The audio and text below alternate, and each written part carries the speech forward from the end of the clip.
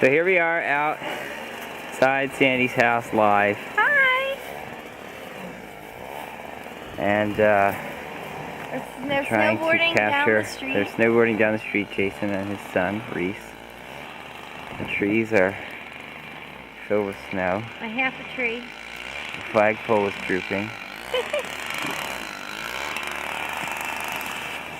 The sounds of a snowblower can be heard in the distance.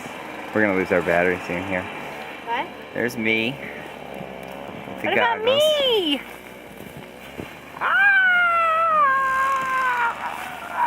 Sandy's was very sad this morning when she thought this was overhyped and wasn't gonna be a lot of snow, but It was like now she's very excited because she heard thunder, which is a very rare occurrence.